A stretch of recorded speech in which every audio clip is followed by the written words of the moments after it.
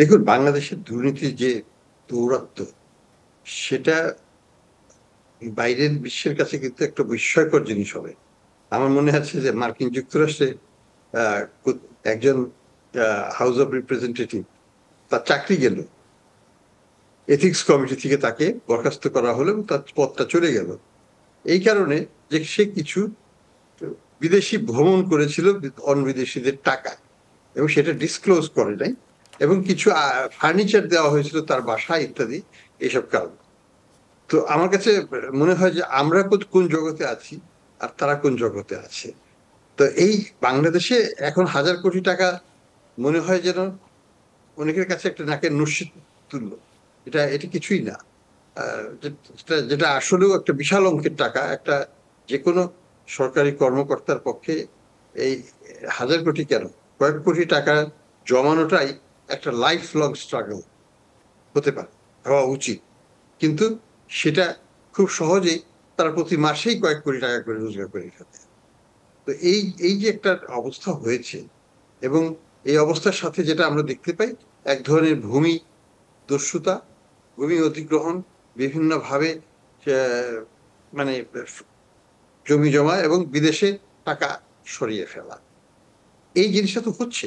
এবং দুঃখের বিষয় হচ্ছে যে সরকার থেকে এটাকে প্রশ্রয় দেওয়া হচ্ছে।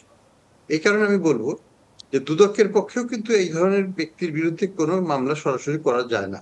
দুদকের আইনে এটা নিষিদ্ধ করা আছে যে এটা করতে হলে সরকারের পারমিশন নিতে হবে আগে, তারপরে সরকার তার বিরুদ্ধে কোনো অ্যালিগেশন নিয়ে আসতে পারবে।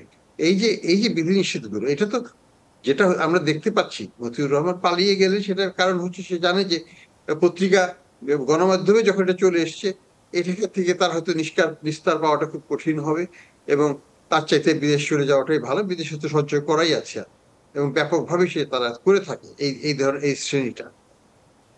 কাজে আমরা কি বলতে চাচ্ছি, তাকে পালিয়ে যাওয়ার সুযোগও দিয়ে দেওয়া হোক, তার আগে বেনজিরকে পালিয়ে যাওয়ার সুযোগ দেওয়া হোক।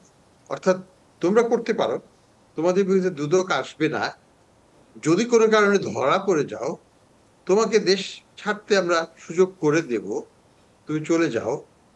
আর বিদেশে তো টাকা তোমরা রাখোই, আমরা জানি। What is the signal?